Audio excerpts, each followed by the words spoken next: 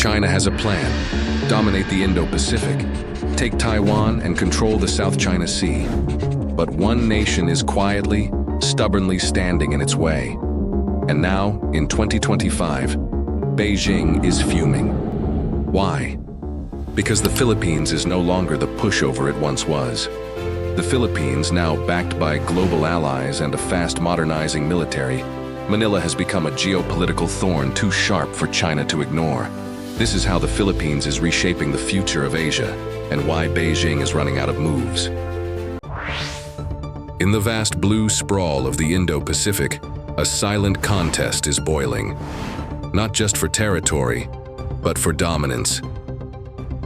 The People's Republic of China, the world's second-largest economy, is executing a grand strategy to control one of the most vital shipping lanes on the planet,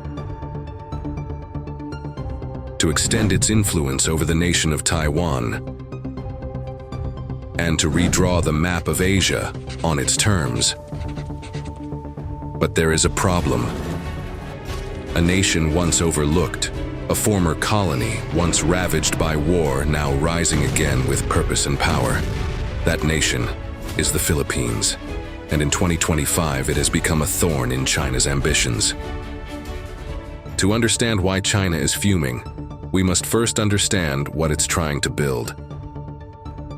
For over 2 decades, Beijing has pursued a single, unrelenting ambition to dominate the Indo-Pacific, not just militarily, but economically, politically, and culturally. This vision is built on 3 pillars. 1. Absolute control of the South China Sea. 2. Reclaiming Taiwan. 3. And expanding global influence through the Belt and Road Initiative. But in 2025, this grand strategy is starting to crack. New U.S. tariffs have slammed China's tech and electric vehicle exports, strangling its economic momentum. Supply chains are shifting. Factories are moving out. National confidence is bleeding fast. Internally, the CCP is facing a real estate crisis, youth unemployment, and a shrinking workforce.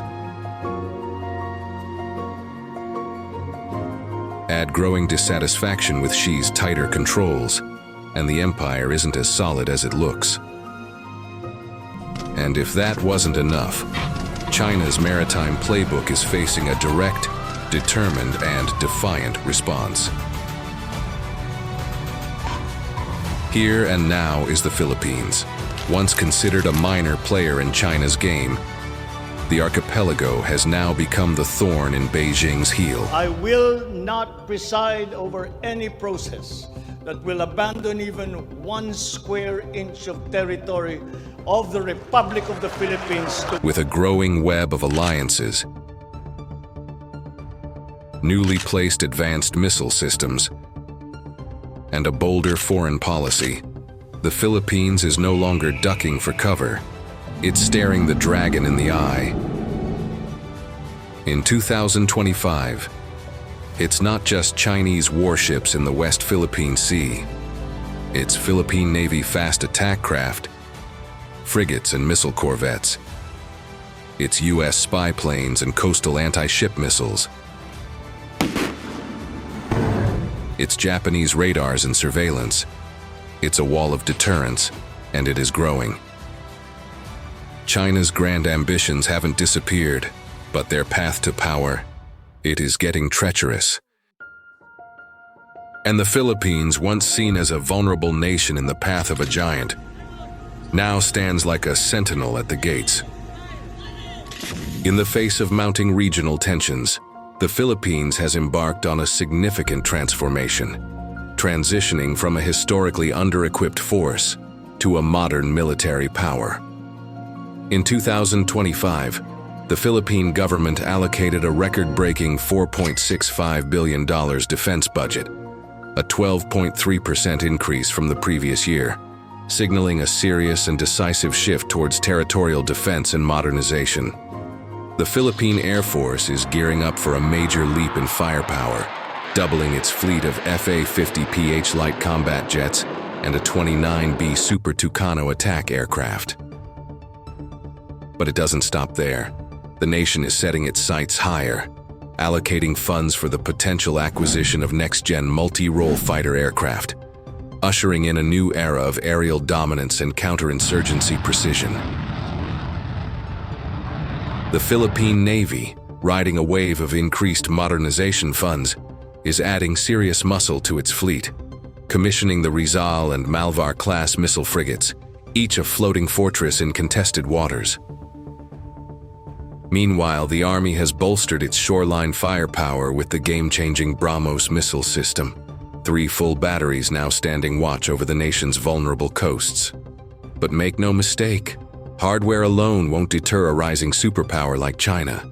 The Philippines knows this, which is why it's doubling down on alliances. Enter Balikatan 2025, the largest joint exercise in the nation's history.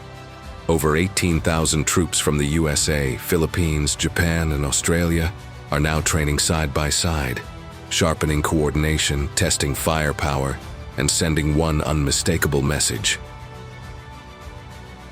Through strategic investments and strengthened alliances, the Philippines is not only modernizing its military, but also reinforcing its position as a key player in regional security.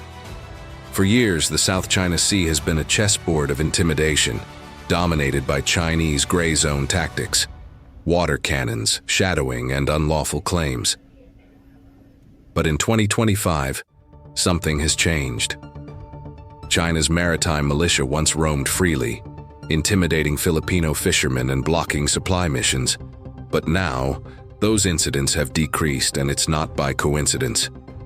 The Philippines is no longer alone, with growing presence of the US, Japan, Australia, South Korea, and even the United Kingdom and France in joint patrols. Beijing's unchecked aggression is finally being challenged. From expanded EDCA military sites strategically located near Taiwan to combined maritime patrols across the West Philippine Sea, these cooperative maneuvers are altering the balance. The response is faster, the deterrence stronger. In early 2025, Chinese maritime activity around key flashpoints saw a marked decline. Fewer water cannon attacks, fewer provocations. It's not submission, but recalibration.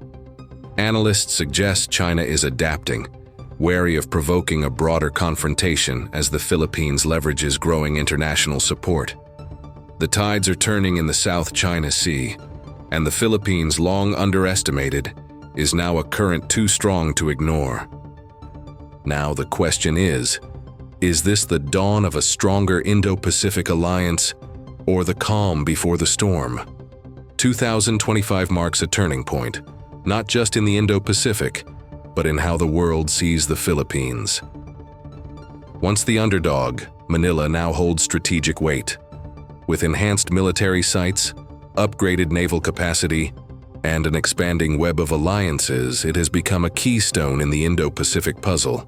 The build-up isn't just for show, positioned only for deterrence, not provocation, a signal to any adversary. Escalation will not go unanswered. Meanwhile, in Beijing, pressure mounts. Trade tensions with the US are biting. A demographic time bomb ticks quietly, and in the South China Sea, their maritime firewall faces a steady, multilateral breach.